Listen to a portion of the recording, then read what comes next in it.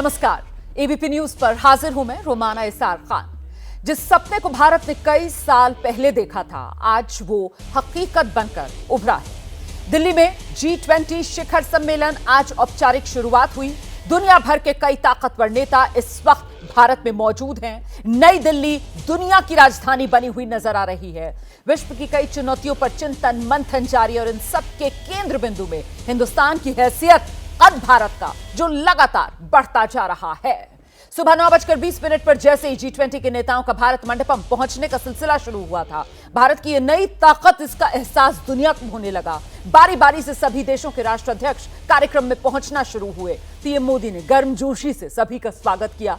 कुछ नेता ऐसे भी रहे जिन्हें पीएम मोदी ने गले लगा लिया। इस पर ब्रिटेन के पीएम ऋषि सुनक, ब्राजील के राष्ट्रपति लूला डी सिल्वा, नीदरलैंड के पीएम मार्क रूट, सऊदी अरब के क्राउन प्रिंस मोहम्मद बिन सलमान, यूएई के राष्ट्रपति मोहम्मद बिन जायद अल नहयान, जिन्हें पीएम मोदी ने गर्मजोशी के साथ गले लगाया। लेकिन सबसे अहम तस्वीर तब सामने आई जब अमेरिकी राष्ट्रपति जो बाइडेन भारत मंडपम में पहुंचे और प्रधानमंत्री नरेंद्र मोदी ने बाकायदा अपनी जगह से एक कदम आगे बढ़कर उनका स्वागत किया। दोनों नेताओं ने हाथ मिलाया। फिर पीएम मोदी ने अमेरिकी राष्ट्रपति को सूर्य मंदिर के कोणार्क चक्र के बारे में बताया और यहां दोनों नेताओं की मुलाकात भले कम वक्त के लिए रही हो, लेकिन तस्वीरों ने समझा दिया कि अमेरिका और भारत के बीच रिश्ते कितने मजबूत हैं। विश्व भर के नेताओं का स्वागत करने के बाद जब प्रधानमंत्री मोदी ने पहले सेशन में उद्घाटन संबोधन दिया, तब भी यह साफ हुआ कि हिंदुस्तान किस नीति के साथ आगे बढ़ रहा है। पीएम मोदी ने साफ कहा है, ईस्ट से लेकर वेस्ट तक, नॉर्थ से लेकर साउथ तक का जो भेद है उसे खत्म करना सबसे जरूरी। प्रधानमंत्री ने समझाया, सबका साथ, सबका विकास, सबका विश्वास, सबका प्रयास, दुनिया के लिए यही मंत्र जो पथ प्रदर्शक बन सकता है। और इसी मंत्र के तहत प्रधानमंत्री नरेंद्र मोदी ने 55 देशों वाले समूह अफ्रीकन यूनियन को भी G20 में औपचारिक तौर पर सदस्यता दिलाई। अफ्रीकन यूनियन के अध्यक्ष को G20 के स्थायी सदस्य के रूप में जगह बनाने के लिए आमंत्रित किया। प्रस्ताव पास होते ही पीएम मोदी ने उन्हें गले लगा लिया। अफ्रीकन यूनियन को लेकर रूस और चीन भी वकालत करते रहे, लेकिन इसे G20 में शामिल कराकर भारत ने खुद को ग्लोबल साउथ की मजबूत आवाज के तौर पर, ग्लोबल साउथ के एक बड़े लीडर के तौर पर स्थापित कर दिया है। तो आज G20 शिखर सम्मेलन में जो कुछ हुआ है, उससे जितना फायदा भारत को हुआ, उतना ही नुकसान एक तरीके से चीन को हुआ है, क्योंकि चीन पिछले लंबे वक्त से ग्लोबल साउथ का लीडर बनने के लिए भारत से होड़ लगा रहा था। लेकिन अफ्रीकन यूनियन को G20 में शामिल कराकर भारत ने ये बाजी मार ली है। भविष्य के दिनों में इसे भारत की बड़ी कूटनीतिक जीत के तौर पर हमेशा इतिहास में याद रखा जाएगा।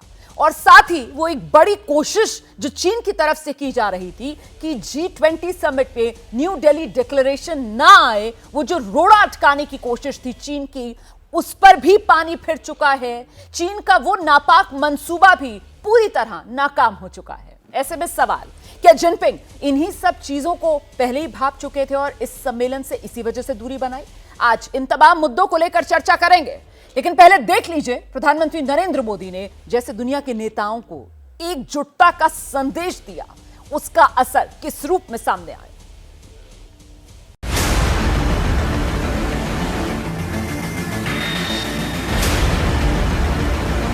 G20 के प्रेसिडेंट के तौर पर भारत पूरी दुनिया का आह्वान करता है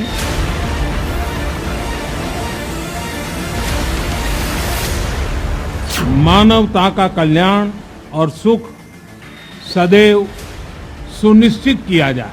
2500 साल पहले भारत की भूमि ने यह संदेश पूरे विश्व को दिया था।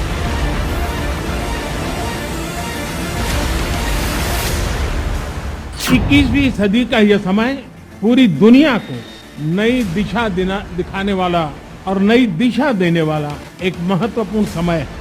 ये वो समय है जब बरसों पुरानी चुनौतियां हमसे नए समाधान मांग रही है। ह्यूमन सेंट्रिक अप्रोच के साथ अपने हर दायित्व को निभाते हुए ही आगे बढ़ना है। कोविड-19 के बाद विश्व में एक बहुत बड़ा संकट विश्वास के अभाव का आया है। युद्ध ने इस ट्रस्ट डेफिसिट को और गहरा किया है। जब हम कोविड को हरा सकते हैं तो हम आपसी विश्वास पर आए इस संकट पर भी विजय प्राप्त कर सकते हैं।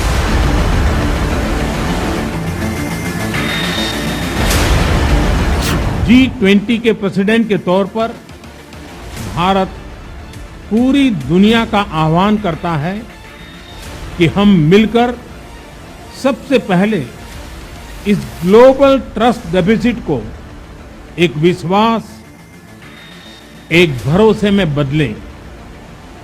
यह हम सभी के साथ मिलकर चलने का समय है। वैश्विक अर्थव्यवस्था में उथल-पुथल हो, नॉर्थ और साउथ का डिवाइड हो, ईस्ट और वेस्ट की दूरी हो, फूड, फ्यूल और फर्टिलाइजर का मैनेजमेंट हो, टेररिज्म और साइबर सिक्योरिटी हो, हेल्थ, एनर्जी और वाटर सिक्योरिटी हो, वर्तमान के साथ ही आने वाली पीढ़ियों के लिए हमें इन चुनौतियों के ठोस समाधान की तरफ बढ़ना ही होगा।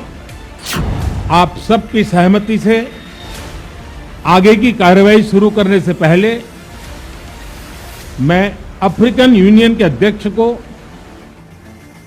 G20 के स्थायी सदस्य के रूप में अपना स्थान ग्रहण करने के लिए आमंत्रित करता हूं।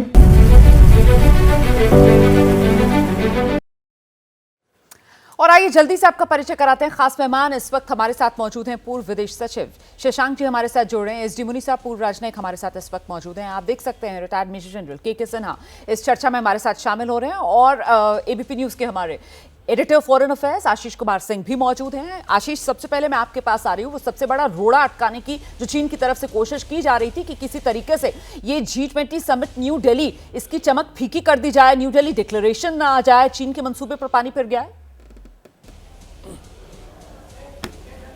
बिल्कुल, एक दिन पहले ही आ गया डिक्लेरेशन और देखिए कितनी चतुराई के साथ उस सबसे मोस्ट कंटेंशियस इशू को माफ़ कीजिएगा नेविगेट किया गया। आप देखिए उसकी वर्डिंग्स को यूक्रेन वॉर कह करके रेफर किया गया है और इसमें यह तक कहा गया है कि भाई कोई किसी की टेरिटोरियल इंटीग्रिटी पर हमला ना करे, किसी तरह के न्यूक्लियर थ्रेट का कोई भी धमकी कबूल नहीं किया जाएगा, UN चार्टर का ध्यान रखा जाए। लेकिन कहीं भी इस कम्युनिके में रूस का सीधे तौर पर नाम नहीं लिया गया और मुझे लगता है इसका पूरा क्रेडिट प्रधानमंत्री मोदी को देना चाहिए, उनकी टीम को देना चाहिए, क्योंकि ये बहुत जटिल समस्या थी जिसको सुलझाना बहुत ज़रूरी था। यहीं पर बात आके रुकी हुई थी, इसी वजह से ये प्रश्न चिन्ह था रोमाना कि कहीं जॉइंट ऐसा ना हो कि जॉइंट डिक्लेरेशन आ ही ना पाए। तो ये बड़ी डिप्लोमेटिक जीत है कि इसकी वर्डिंग्स ऐसे की गई कि बात भी कह दी गई, सांप भी मर गया और लाठी भी नहीं टूटी। बिल्कुल, मैं मेहमानों का रुख करूंगी, लेकिन उससे पहले एक सवाल और आपसे, और वो ये कि बटी हुई दुनिया जिसमें सबसे ज्यादा इस वक्त जो चुनौती है वो ट्रस्ट डेफिसिट वाली, जिसको आज सुबह प्रधानमंत्री नरेंद्र मोदी ने अपने इनॉग्रल एड्रेस में कहीं ना कहीं रेखांकित किया था और शाम होते होते जिस तरीके से ये खबर आई है कि न्यू दिल्ली डिक्लेरेशन पर सहमति बन गई है, मोहर लग गई है, तो कुल मिलाकर उसी अविश्वास को विश्वास में बदलने की ये एक कोशिश और पहल के तौर पर देखा जाएगा। आशीष कुमार सिंह। जी हाँ, बिल्कुल, निश्चित तौर पर एक बड़ा crucial role prime minister Modi ने और इंडिया ने प्ले किया है और जैसा कि पहले आप जिक्र भी कर रही थी कि अफ्रीकन यूनियन को शामिल कराना और उसके बाद इस जॉइंट डिक्लेरेशन पर आपसी सहमति बना लेना बड़ा क्रूशियल। आप ये भी देखें रोमाना कि कैसे पहले प्रधानमंत्री ने एक रात पहले जो बाइडेन से मुलाकात की, फिर यूके प्राइम मिनिस्टर से की, फिर जापानीज काउंटर पार्ट से की। चाइना तो कोशिश कर ही रहा था अड़ंगा डालने के लिए, लेकिन ये तीन देश ऐसे थे जो बड़ा स्टर्न पोजीशन लेते हैं रूस के खिलाफ और ये मान के चला जा रहा था कि ये लोग आएंगे और बहुत स्ट्रांगली अपनी पोजीशन को कन्वे करेंगे। देर बाय कहीं ऐसा ना हो कि डिक्लेरेशन आ ही ना पाए, भारत इसको नेविगेट कैसे करेगा। लेकिन मुझे लगता है प्राइम मिनिस्टर मोदी, उनकी team, national security advisor, external affairs minister doctor Jaishankar, बहुत ही सूझबूझ के साथ इसको केयरफुली वर्ड किया गया, सबकी सहमति ली गई और उसके बाद ये जॉइंट डिक्लेरेशन आया, जो कि एक बहुत बड़ी डिप्लोमेटिक जीत है। बिल्कुल, मैं अब मेहमानों का रुख कर लेती हूँ। शशांक सर, सबसे पहले आपके पास ही आऊंगी और आपसे समझना चाहूंगी कि कूटनीतिक मोर्चे पर यकीनन इसे एक बड़ी कामयाबी हिंदुस्तान के लिए माना जाएगा कि इस बटी हुई दुनिया के माहौल में भी Bharat G20 summit new Delhi में ये न्यू दिल्ली डिक्लेरेशन लाने में कामयाब हो रहा है। रोमाना, मैं बिल्कुल आशीष से सहमत हूं कि ये बहुत बड़ी जीत है भारत के लिए भी, और प्रधानमंत्री मोदी और उनकी टीम, अजय डोवाल हो, डॉक्टर जयशंकर हो, इन सब लोगों ने, अमिताभ कांत हो, तो ये खाली बात यहाँ की नहीं है कि न्यू दिल्ली के जिस समय मीटिंग हो रही है उस समय इन लोगों ने कोई ना कोई ऐसे लैंग्वेज मालूम कर लिया जो सब पे सब सहमत हो गए हैं।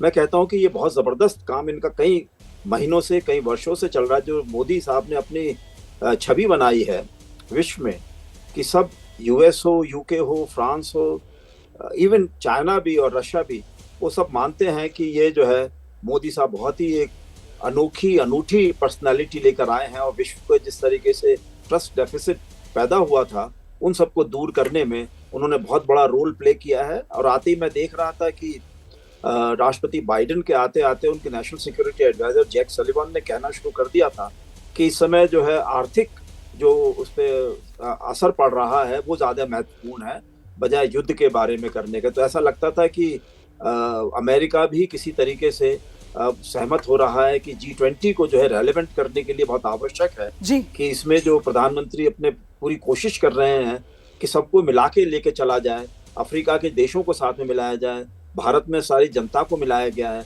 तो उसको पूरे तरीके से सफलता मिलनी चाहिए। बिल्कुल सर, देखिए ये G20 की समिट जो भारत में हो रही है, मेज़बानी जिसकी भारत कर रहा है, और जिस बात का जिक्र आप कर रहे थे कि ये कोई ऐसा नहीं है कि आज नई दिल्ली में ये बैठक और अचानक से सहमति बनी, इसके पीछे जो प्रयास हैं, जो मेहनत है, वो लगातार की गई है, पस मंजर जिसकी वजह से आज ये मुमकिन हो पा रहा है। ऐसे में SG मुनी साहब, लेकिन इस बात को नकारा नहीं जा सकता कि सबसे ज्यादा संशय जो था वो इसी बात को लेकर था कि जिस तरीके की एक मोर्चाबंदी करने की कोशिश चीन की तरफ से की जा रही है, उसमें आसान नहीं होगा ये सहमति बनाना और ये डिक्लेरेशन को इस तरीके से ला पाना, लेकिन हिंदुस्तान ने वो कर दिखाया। मुनी सर, देखिए 2-3 बातें हैं इसके बारे में। पहला तो जैसे शशांक जी ने कहा था, भारत की डिप्लोमेसी के लिए I am very proud, particularly खास तौर से कि जो 3 बड़े लोग पीछे लगे हुए हैं मोदी जी के कार्यों को समर्थन देने के लिए, वो अमिताभ कांत, जयशंकर और निर्मला सीतारामन, तीनों JNU के प्रोडक्ट हैं, मेरी स्कूल के प्रोडक्ट हैं, और इसीलिए I am personally very proud कि हमारे JNU प्रोडक्ट्स ने इतनी मदद की है उसमें बनाने के लिए। लेकिन अगर आप सीरियसली समझने की कोशिश करें तो इसमें कोई दो राय नहीं है कि अमेरिका सॉफ्ट हुआ है। अमेरिका और यूरोप जो ये पहले चाह रहे थे कि रूस को आइसोलेट किया जाए, रूस को कंडेम किया जाए, उसमें कुछ न कुछ नरमी आई है। वो क्यों नरमी आई है, उसके 2 कारण हैं।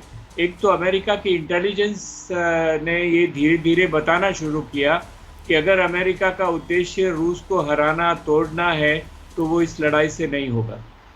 दूसरी बात, ये जो ग्रेन ट्रेड हो रहा था ब्लैक सी से, वो भी रूस ने अभी सक्सेसफुली उसको बंद कर दिया, तो उसका असर यूरोप पर भी और उसका असर सारी दुनिया पे, एशिया के लोगों पे बहुत बुरा है और उसको ज़्यादा तक झेला नहीं जा सकता है उसमें।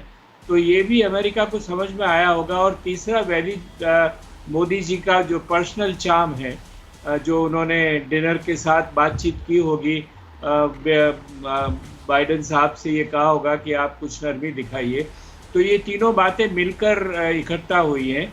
चौथी एक बात और ध्यान में रखिए कि देखिए चीन भी समझता है कि अभी तक वो अपोज कर रहा था भारत को जी, लेकिन उसको लगने लगा कि वो अकेला थकेला पड़ जाएगा, उसमें आइसोलेट हो जाएगा। सारे लोग देख रहे हैं कि चीन जबरदस्ती हर चीज पे ऑब्जेक्शन उठाता है, तो चीन की अपनी प्रतिभा को भी वहां धक्का लगा है बहुत सारा, और उनको भी समझ में आया है। और इसीलिए ये जो रिजोल्यूशन हुआ है यूक्रेन के मामले में, उसके पीछे ये इस तरह की राजनीति है जिसे हमें समझना चाहिए। एक छोटी सी बात इजाजत दे तो और कहता हूं कि ये टेक्निकल है या स्ट्रेटेजिक है। अगर टेक्निकल है तब तो सिर्फ इसलिए अमेरिका ने भी ये सोचा होगा कि मोदी जी और भारत की विजय होनी चाहिए इसमें, ताकि भारत और मोदी जी अब ग्लोबल साउथ की लीडरशिप करने को सुदृढ़ हो जाए। ठीक है। चीन जो काम कर रहा है वो नहीं कर पाए उसमें। सही। लेकिन अगर ये सिर्फ टैक्टिकल है, अगर सिर्फ G20 को सक्सेसफुल, इस मीटिंग को सक्सेसफुल बनाने के लिए किया गया है, तो लड़ाई चलती रहेगी। ठीक है और सर। अगर स्ट्रेटेजिकली उन्होंने माना है जी तो लड़ाई में कुछ नरमी आने की आशा हमको रखनी चाहिए। बिल्कुल सर, हम तो यही उम्मीद करेंगे कि स्ट्रेटेजिकली इन तमाम मुद्दों को लेकर सहमति बनी हो, क्योंकि यही दुनिया के हित में है। और इसी मिशन को लेकर यहां वसुधैव कुटुंबकम वाला जो मंच सजा हुआ है, जिसमें वन अर्थ, वन फैमिली और हम सबका वन फ्यूचर है, इसी बात को बार बार भारत की तरफ से, प्रधानमंत्री नरेंद्र मोदी की तरफ से दोहराया जा रहा है। और ये जो डिक्लेरेशन को लेकर सहमति, उस पर मोहर जनरल सिन्हा, इसमें सबसे महत्वपूर्ण क्या प्रधानमंत्री नरेंद्र मोदी का वो ब्रह्म वाक्य ही कहूंगी मैं, जिसपे पीएम की तरफ से दुनिया को यह बताया गया कि साहब आज का युग युद्ध का नहीं। जनरल सिन्हा। जय हिंद रोमाना। देखिए, आज पैनल में हमारे बड़े मुनि साहब हैं, सुशांत साहब हैं, उन्होंने बहुत अच्छी बात की और आपने बड़ा अच्छा सवाल किया कि जो मोदी ने एक स्ट्रैटेजी दिया था। देखिए, उसके पहले, मोदी जी के कहने से पहले, और उन्होंने आज नहीं, वो एससीओ की मीटिंग थी, उस समय उन्होंने पुतिन साहब से खुद कहा था, this is not the era of war. तो एकदम सिंपल, सही तरीके थे। उसके बाद दुनिया में उनकी पैठ बढ़ गई थी। जो हम कहते थे ना, हम स्ट्रैटेजिक ऑटोनॉमी के साथ हम आगे बढ़ रहे हैं, हमारा वो भी स्ट्रैटेजिक पार्टनर है, अमेरिका भी स्ट्रैटेजिक पार्टनर है, रशिया भी स्ट्रैटेजिक पार्टनर है, और हम उसमें एब्सोल्युटली क्लैरिटी ऑफ माइंड। फिर दूसरा जो एक स्ट्रैटेजी है जो लोग नहीं मानते, वो मोदी का अपना एक है। वो एक चीज को लेके चलते हैं कि गले लगा लो हर इंसान को, ये अपना है, चलो तो राह गुजारों में बांटते हुए प्यार। और देखिए, ये मोदी जी कभी कभी किसी फोरम में ऐसी बातें दिखाते रहे, उन्होंने विश्व के पटल पे ले आए। ये जो आप कह रही हैं ना, विश्व आज क्यों अफ्रीकन यूनियन को तो ठीक है, उसको आप विस्तार कर लीजिए, उसको सब मान जाएंगे। सबसे बड़ी बात थी जब आप रशिया को, या उस परिप्रेक्ष्य में आप देखिए, जो आप कह रही है ना कि सब ज्वाइंट डिक्लेरेशन मोर और लेस हैज बीन एग्रीड, उसमें वर्डिंग्स वन वर्ड है, war in Ukraine, war against Ukraine. मेरे ख्याल अगेंस्ट जो वर्ड था, जिसमें सारे कह रहे थे, आज जो इमानुएल मैक्रो हैं, वहां से चलने से पहले, फ्रांस से चलने से पहले ये कहा था, किसी हालत में मैं तो साइन नहीं करूंगा जब तक कि रशिया का नाम नहीं आता। ये बात ऋषि सुनक भी कह रहे थे, बार बार कह रहे थे अगेंस्ट रशिया के। बट बात ये है कि ये वो हमारा 18 महीने की वॉर जब चली है, उसकी reality, ground reality transatlantic की ये है कि war has been actually imposed on people. ऐसा नहीं कि वॉर किसी ने कर दिया है, परिस्थितियां ऐसी बनाई गई क्योंकि आप, तो उसके अंदर में रियलाइजेशन है। और मुनी साहब ने एक बड़ी बात कही, वो टैक्टिकल या स्ट्रेटेजिक बात कर रहे हैं, मैं उस पर थोड़ा सा, यदि आप इजाजत दें, मुनी साहब कहें, तो मैं एक बात कहना चाहूंगा। बिल्कुल सर, बिल्कुल। देखिए क्या है कि ये रियलाइजेशन 18 महीने के बाद में है। ना तो एनर्जी वॉर में जो रशिया ने किया था, ना ग्रेन वॉर के अंदर में, ना तो फिजिकली ऑन ग्राउंड। वो क्योंकि रशिया एक करेक्ट फुटिंग में है, ये माने या ना माने, war is not desirable. But बात यह है कि उसकी सिक्योरिटी कंसर्न है। यूएसएसआर का विघटन कर दिया गया, उसके बाद आप उसके डोर स्टेप में नेटो को लाते हैं, लगते हैं। आज देखिए, कहीं ना कहीं अमेरिका का रियलाइजेशन है कि उसकी एक एग्जिट चाहता है। अफगानिस्तान से एग्जिट हुई, आपने देखा कि कितनी तूती हुई है, वो चाहते हैं, उनकी एग्जिट रहती है, वो करते हैं, मगर उसमें एग्जिट, क्योंकि ये वॉर, ये लेके चलिए, एक जो ये फ्रोजन कॉन्फ्लिक्ट चल सकता है, मगर किसी भी हालत में ट्रांस अटलांटिक के अंदर, और भारत ने इसको बहुत पहले, और इसी में हमारी डिप्लोमेसी, हमारी इसी में चाणक्य नीति, सूझबूझ, समझ, सामरिक अंडरस्टैंडिंग की बड़ी महत्व है। सही बात कह रहे हैं ये सर, जो बिल्कुल। event आप हमारी हुआ वो है, सूझबूझ समझ चाणक्य नीति उसी की मिसाल के तौर पर ये जो G20 समिट न्यू दिल्ली वाला डिक्लेरेशन जिस पर सहमति बनती हुई नजर आ रही है, मोहर लग गई है, और ये बड़ी उपलब्धि हमारे लिए, क्योंकि अभी तक जो सबसे ज्यादा संशय के बादल थे वो इसी बात को लेकर मंडराते हुए नजर आ रहे थे कि साहब वो डिक्लेरेशन आएगा या नहीं, इस बटी हुई दुनिया के अंदर सहमति बन पाएगी या नहीं। लेकिन ये नया युग है, ये नई रीत है, और इस सब में भारत सभी का नया मीत बनकर जिस तरीके से उभरा है, मुझे लगता है सबसे ज्यादा अगर ये बात खटक रही होगी, हालांकि अलग थलग ना पड़ जाए दुनिया में तो जाहिर सी बात है चीन ने भी सहमति जता दी है, लेकिन कहीं ना कहीं इसकी कसक सबसे ज्यादा शशांक सर चीन को इस वक्त हो रही होगी, क्योंकि यहां दुनिया का एजेंडा हिंदुस्तान सेट करता हुआ नजर आ रहा है। जी, मैं समझता हूं कि ये हम लोग ऐसा नहीं कर सकते हैं कि चीन को बिल्कुल अलग थलग इसी इमीडिएटली एक मीटिंग में कर सकते हैं, और भारत का ये पर्पस भी नहीं होना चाहिए जी। हम लोग G20 की अध्यक्षता कर रहे हैं। अध्यक्ष का मतलब ये है कि जो सब साथियों को मिला के चलना। चीन जरूर हम लोगों को उसको थोड़ा सा लग रहा था कि अमेरिका के साथ में उसके रिश्तों में खटास आई है और अमेरिका जो है किसी तरीके से इन्वेस्टमेंट्स वगैरह वहां से निकालने वाला है, लेकिन वो बायलैटरल मुद्दा है उनका। उसकी वजह से ग्लोबल एफर्ट्स पे सब लोगों में दोस्ती करने में, सहमति बनाने में उनको ज्यादा वो नहीं करना चाहिए। तो ये भारत ने जो है समझा दिया है G20 के पटल से, और मेरे ख्याल से चीन की समझ में आ गया है कि भारत से दुश्मनी करने से कोई फायदा नहीं है। अगर उनकी दुश्मनी वो अमेरिका से करना चाह रहे हैं तो वो निपटे उनके साथ में, लेकिन भारत जो उनका पड़ोसी देश है, हमारी सिविलाइजेशनल जो है बहुत उनकी पुरानी वो रही है। किसी ना हमने बहुत दिया है उनको, हमने भी लिया है उनसे कई चीजें। तो ऐसे में वो बार बार ये सोच रहे हैं कि भारत को किसी तरह से दबा दिया जाए, LAC पे जो है अपने परमानेंट स्ट्रक्चर्स ऐसे बनाए जाएं कि हमारा यूनिलैटरल वहाँ पे आधिपत्य हो जाए। तो मैं समझता हूँ कि वो गलत बात थी, और इस G20 के उस पे हम लोगों ने दिखा दिया है कि भारत की इस समय और मोदी जी की इस समय क्या छवि है विश्व में, और सब देश ने पूरी कोशिश करी है।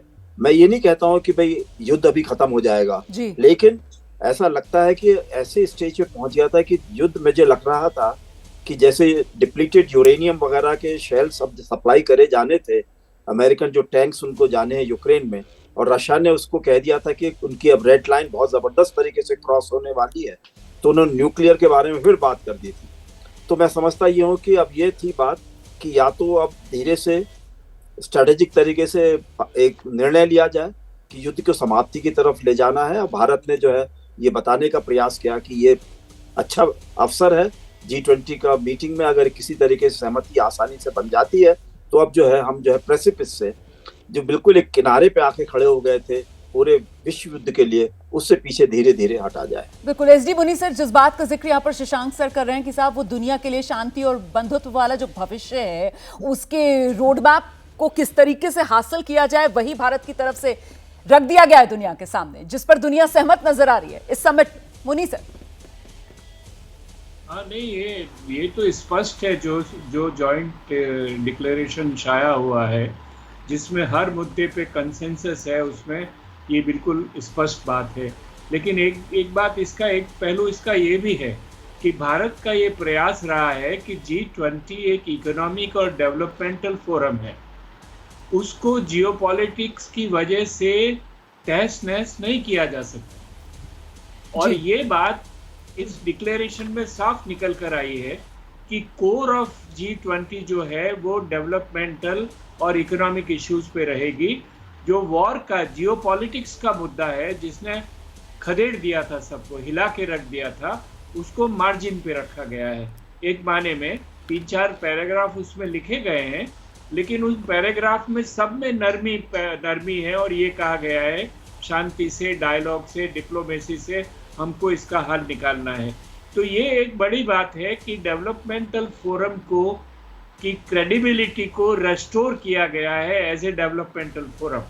और अगर ये यूक्रेन पे जो पैराग्राफ है, जैसा मैंने पहले कहा कि अगर ये स्ट्रेटेजिक है, अगर वाकई अमेरिका को समझ में आ गया है 2-3 बातें कि हम रूस को निरस्त नहीं कर सकते हैं, रूस को वहां से हटा नहीं सकते हैं, रूस टूटेगा नहीं, पुतिन जाएगा नहीं, अगर ये बात उनको समझ में आ गई है तो ये समझना चाहिए कि कहीं न कहीं इस लड़ाई के समाधान की खिड़की खुल गई है। बिल्कुल, वो वॉर पर कहीं ना विराम, कहीं। बिल्कुल सर, वो वॉर पर विराम जल्द लगने वाला है। आने वाले कुछ दिनों में ऐसा हम सुन सकते हैं जनरल सिन्हा, नहीं, क्योंकि आने वाले आप कुछ दिनों में नहीं, कुछ महीनों में मैंने सिर्फ सर, कहा खिड़की कुछ महीनों खिड़की में, खुल गई है। ठीक है, कुछ महीनों में अब- जनरल सिन्हा, हाँ, क्योंकि आप भी ये उसका मानकर दरवाजा चल और रहे हैं कि कुछ साहब है। स्ट्रेटेजिकली अगर ये फैसला लिया गया ज्यादा नजर आता है। जी जी, ये है जी। तो ये उसका इंडिकेशन है जी। इसमें मेरे को कोई दो राय नहीं। जी जनरल सिन्हा। देखिए रोमाना, ग्राउंड रियलिटी तो यही कहती है, जो इन्होंने काउंटर ऑफेंसिव डालना था वो एब्सोल्युटली फेल्ड है। उसके अलावा यदि रशिया अपने विंटर ऑफेंसिव को करता है, जो दिसंबर के आसपास करने की तैयारी है, उसने वो ग्राउंड तैयारी पूरी हो चुकी है। 4 बैटल ग्रुप वेटिंग है with heavy number and medium armament. वो बड़ा डिवास्टेटिंग होगा। वो डिवास्टेटिंग होगा तो फिर यूक्रेन की अस्तित्व तो खत्म हो जाएगी। जी ये रियलाइजेशन तो है, ये मेरी अपनी आकलन है। मैं एक चीज आपको बताना चाहूंगा, क्योंकि आपने बड़ा पूछा था चाइना के संदर्भ में। जी देखिए चाइना में सी जिनपिंग का क्या हुआ, क्या हर्ष हुआ, क्या रियलाइजेशन उनको हुई। जी जब वो नहीं आए तो ऐसी खबरें हैं, और ये बहुत पुख्ता खबर है जो मुझे भी पता लगता है अपने सोर्सेस से, कि चाइना के अंदर जो उनके जो एल्डर्स हैं, जो उनके पोलिट ब्यूरो के अंदर में, और क्योंकि कन्फ्यूशस को मानते हैं, उनसे बहुत खुरकी मिली है कि आपने क्या कर दिया, पूरे के पूरे चीजों को आप अपने तरीके से चले, चाहे वो वॉर लेकर आए, जीरो कोविड, उनकी बहुत खींचातानी चल रही है। उसमें देखिए 2 चीजें थी। जब डोकलाम हुआ 2017 में, तो हमारे प्रधानमंत्री गए थे वुहान, वहां उनको समझाने की चेष्टा की कि 21वीं सदी ये एशिया की सदी है, जो प्रधानमंत्री अब बार बार फिर बोल रहे हैं। बिल्कुल। और इसमें जो एशिया पे है उसके 2 जायंट्स हैं, एक आप हाथी कह लीजिए, एक ड्रैगन कहलाते हैं, एलिफेंट एंड ड्रैगन। हम जब तक साथ नहीं होंगे ये सदी नहीं होगी। वो समझे नहीं। उनको त्रिवेंद्रपुरम में भी समझाने की चेष्टा की सेकंड बार 2019 में। मोदी तब उन्होंने कर लिया गलवान 2020 में। उसके बाद मोदी जी की रुख पूरी तरह से बदल गई, और उन्होंने कहा कि बॉर्डर के ऊपर में जो परिस्थिति है वो डिसाइड करेगी बायलैटरली हमारा। और ये हमारे जो फॉरेन मिनिस्टर हैं, वो मेरे ख्याल से वो उनकी सोच, और उसको सोच को उन्होंने जमीन के ऊपर डाला है।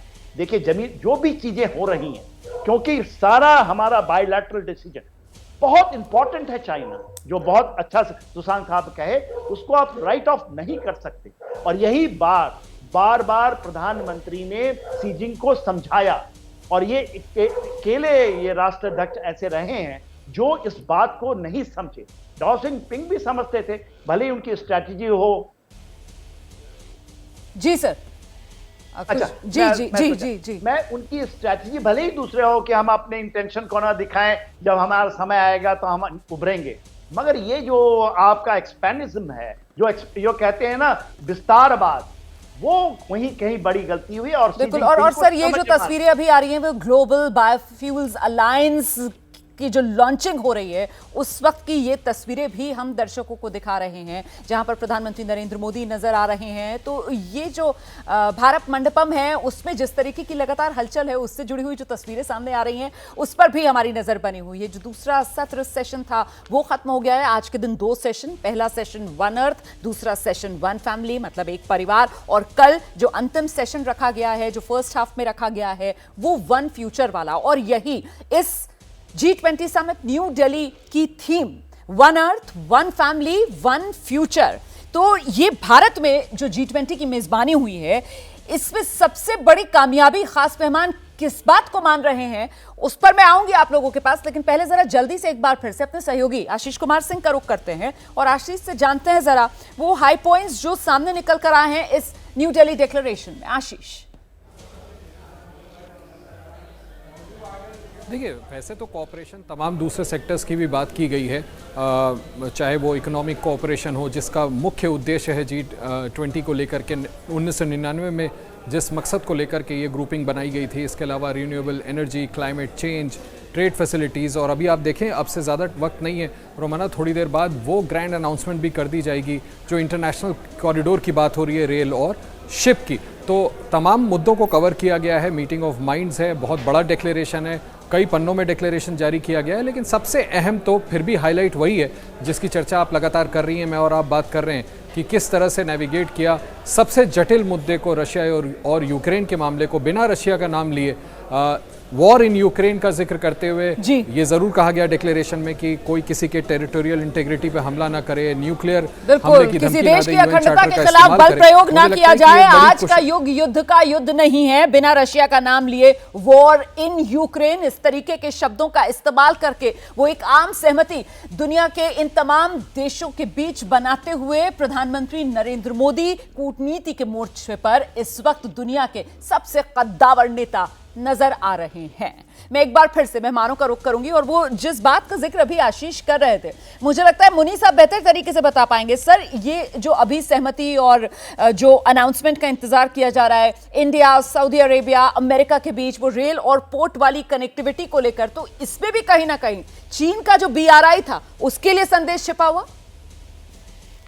हाँ, एक दो बातें हैं ना, एक तो बायोफ्यूल का अलायंस जो है जी वो अलग है जी, और जो एक रेल रोड वाला एग्रीमेंट होना है या हो गया है, शायद MOU साइन हो गया है, वो अलग है। हाँ जी। अब MOU जो हुआ है कनेक्टिविटी का, अगर वो रेल ट्रैक से होगा तो वो रेल ट्रैक तो पाकिस्तान और ईरान से जाना पड़ेगा। वो मुझे लगता है ना सऊदी अरेबिया को शायद मंजूर हो ना अमेरिका को मंजूर हो, तो इसलिए सी लाइन से सऊदी अरेबिया तक जाके उसके बाद आगे ट्रेन लेके जाएगा।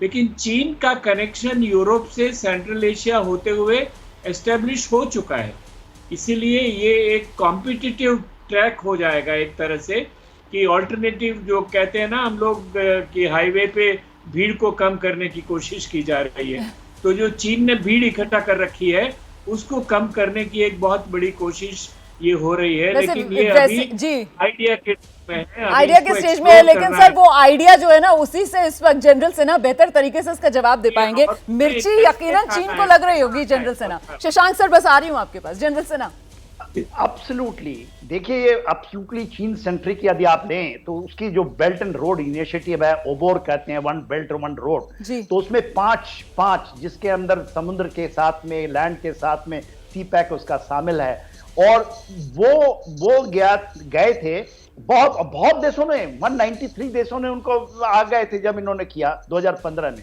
और केवल भारत ऐसा देश था जिसमें नहीं गया। उसने इसलिए नहीं गया क्योंकि हमारे POK से वो गुजरता था। उसने कहाँ गलती कर ली? यदि वो लेकर आता भारत के साथ, भारत में भी आने के दो थे ऑप्शन, एक नेपाल से होकर के बांग्लादेश नीचे जाना था और एक आता, ये था प्रपोजल में, मगर उसने क्या चूज किया? POK, जो सी पैक, और कहा ये मेरा मोस्ट इंपॉर्टेंट फेवरेट। उसी समय मैं भी उस समय आता था, मैंने भी कहा था कि ये चलेगा ही नहीं, सी पैक होगा ही नहीं, क्योंकि POK से जाता है। और आज देखिए, जब international corridor, rail and road की जब बात हो रही है, ये बाइडेन साहब का मेन इश्यू है, मेन एजेंडा है। इन्होंने पहले भी, जब क्वाड के समिट के पहले भी और जब भी वो जापान में गए हैं, इसकी बात करते रहे। तो और उसके लिए बहुत बड़ा एक रकम मुहैया करने के लिए आए हैं, इसलिए वो डंप करेंगे जो ट्रांस अटलांटिक एरिया में जो लोग करना चाह रहे थे NATO का एक्सपेंशन, वो रुकेगा, और ये रियलिटी है। तो आज हम लोग जो कह रहे हैं नॉर्थ साउथ कॉरिडोर, एक रशिया के इनिशिएटिव से, जिसके अंदर में चाबहार भी है, जिसमें आपका सऊदी अरेबिया भी है, ईरान भी है, इसलिए आप देखती होंगी कि उनकी दोस्ती अभी ईरान और सऊदी अरेबिया के बीच में जो खटास थी वो मिटाई गई। भारत के ऊपर में बहुत बड़ी काम कर रहा है, जो आपके मैप में भी ये दिखाया जा रहा था, वो उसका हिस्सा है। एक आसियान से, जो कि म्यांमार से होता हुआ जाता हुआ road and rail line both, जो कि जाएगा, जो हम कहते हैं ना एक्ट ईस्ट पॉलिसी से, ये भी इसका एक हिस्सा है। तो आप केवल दुनिया को एक जगह से नहीं, जो चाइना करता है कि हम सेंटर में हैं, जो मिडिल किंगडम सेरेड्रोम, और हम चलाएंगे ये सिल्क रूट और ये रूट, वो उससे नहीं, ये पूरे विश्व को, चाहे वो एशिया पैसिफिक में हो या बिल्कुल इंडो पैसिफिक में हो, बिल्कुल। चाहे वही बात जो प्रधानमंत्री नरेंद्र मोदी की तरफ से कही गई ना, उत्तर दक्षिण पूर्व पश्चिम सबको एक साथ लाकर बिना किसी भेद के आगे बढ़ना। ऐसे में शशांक सर, G20 में भारत की ये जो मुहिम है, इसकी सबसे बड़ी कामयाबी आपकी नजर में क्या है? मैं समझता हूं कि ये टर्निंग पॉइंट है वर्ल्ड हिस्ट्री में। जो चाइना एक तरीके से मार्शल प्लान अमेरिका की उसको रेप्लिकेट करना चाहता था कि चाइनीज सेंचुरी बनेगी और वो नंबर 1 पावर बनेगा 2049 में, भारत और अमेरिका और जापान और बाकी सारे मुल्कों ने मिलकर, खास करके G20 के समय में ये दिखा दिया है कि जो भारत का रवैया है, जो भारत का तरीका है सबको साथ में लेकर चलने का, सबके साथ में मिलकर काम करने का, तो वही सफल होना चाहिए और वही सफल हो रहा है। जैसे अफ्रीका में भी भारत ने कोई डेट वगैरह का नहीं उसमें करा है, उन्होंने कहा जो आपके अपनी प्रायोरिटीज हैं उसके बेसिस पे भारत मदद करता रहा है। यही जो है, जो इसमें इसी तरीके से जो हमारा ये मल्टी मॉडल रूट जाएगा, चाहे सऊदी अरेबिया, यूएई या ईरान और इंटरनेशनल नॉर्थ साउथ कॉरिडोर का है, या ईस्ट में हम ट्राइलेटरल हाईवे या मल्टी मॉडल कनेक्टिविटी वहाँ बना रहे हैं, ये सब चीज़ें जो हैं सब देशों के साथ में मिलके हैं। तकलीफें हैं कई जगहों पे, तो वो मैं समझता हूँ कि ये G20 के जो ये निर्णय हुए हैं उसके बाद में हमें उसमें ज़्यादा सफलता मिलेगी इन सब प्रोजेक्ट्स को जल्दी कंप्लीट करने में। और चीन की समझ में आ जाएगा कि जो वो यूनिलैटरली अपना इम्पोज करना चाह रहा था अपने व्यूज़ को, तो वो करने की ज़रूरत नहीं है और भारत को जो है पूरे तरीके से साथ में लेके चलना आवश्यक है, चीन के लिए भी। और बाकी के देश तो भारत के इस समय मैं समझता हूँ कि बहुत ही प्रधानमंत्री के लिए और भारत के लिए इस समय उनके लिए बहुत ही बुरी बुरी प्रशंसा कर रहे हैं और बहुत इज्जत दे रहे हैं। बिल्कुल, चीन के लिए यहाँ कहीं ना कहीं मैसेजिंग जो है वो साफ तौर पर नजर आती है। सभी खास मेहमान हमारे साथ बने हुए हैं। हिंदुस्तान का बढ़ा मान और आप देख रहे हैं किस तरीके से दुनिया के पटल से चीन जो है, मैं काम तमाम नहीं बोलूंगी, हालांकि हम लोग जिस तरीके की लाइंस न्यूज़ वाले लिखते हैं उसमें अगली लाइन यही जुड़ने वाली थी, लेकिन मेरे साथ इस वक्त जिस तरीके के कद्दावर गेस्ट मौजूद हैं और वो डिप्लोमेसी के माहिर लोग हैं जो एक एक शब्द को बहुत तोल मोल के बोलते हैं, इस वजह से इतना जरूर कहूंगी कि चीन के मंसूबे जो थे उस पर जरूर पानी फिरता हुआ यहाँ पर नजर आ रहा है। तो India middle east Europe economic corridor के मुद्दे पर प्रधानमंत्री नरेंद्र मोदी अपनी बात रखते हुए सुनते हैं। मूल आधार है। भारत ने अपनी विकास यात्रा में इस विषय को सर्वोच्च प्राथमिकता दी है। फिजिकल इंफ्रास्ट्रक्चर के साथ साथ सोशल, डिजिटल तथा फाइनेंशियल इंफ्रास्ट्रक्चर में अभूतपूर्व पैमाने पर निवेश हो रहा है। इससे हम एक विकसित भारत की मजबूत नींव रख रहे हैं। हमने ग्लोबल साउथ के अनेक देशों में एक विश्वसनीय पार्टनर के रूप में energy, railway, water, technology parks जैसे क्षेत्रों में इंफ्रास्ट्रक्चर प्रोजेक्ट्स इंप्लीमेंट किए हैं। इन प्रयासों में हमने डिमांड ड्रिवन और ट्रांसपेरेंट अप्रोच पर विशेष रूप से बल दिया है। PGII के माध्यम से हम ग्लोबल साउथ के देशों में इंफ्रास्ट्रक्चर गैप को कम करने में महत्वपूर्ण योगदान दे सकते हैं। फ्रेंड्स, भारत कनेक्टिविटी को क्षेत्रीय सीमाओं में नहीं मापता। सभी क्षेत्रों के साथ कनेक्टिविटी बढ़ाना भारत की मुख्य प्राथमिकता है। हमारा मानना है कि कनेक्टिविटी विभिन्न देशों के बीच आपसी व्यापारी नहीं, आपसी विश्वास भी बढ़ाने का स्रोत है। कनेक्टिविटी इनिशिएटिव्स को प्रमोट करते हुए कुछ मूलभूत सिद्धांतों का सुनिश्चित किया जाना महत्वपूर्ण है, जैसे अंतर्राष्ट्रीय नॉर्म्स, रूल्स तथा लॉज का पालन, सभी देशों की संप्रभुता और क्षेत्रीय अखंडता का सम्मान, डेट बर्डन की जगह फाइनेंशियल वायबिलिटी को बढ़ावा देना और पर्यावरण के सभी मापदंडों का पालन करना। आज जब हम कनेक्टिविटी का इतना बड़ा इनिशिएटिव ले रहे हैं, तब हम आने वाली पीढ़ियों के सपनों के विस्तार के बीज बो रहे हैं। मैं इस ऐतिहासिक अवसर पर सभी लीडर्स को मैं बहुत बहुत शुभकामनाएं देता हूं और सबका बहुत बहुत धन्यवाद करता हूं। Thank you, sir.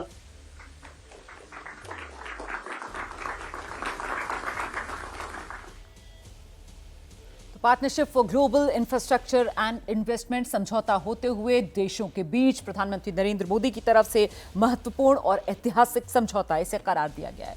वक्त इतना ही आज हमारे पास। बहुत खुश शुक्रिया तमाम मेहमानों का आज के शो में हमारे साथ जुड़ने के लिए।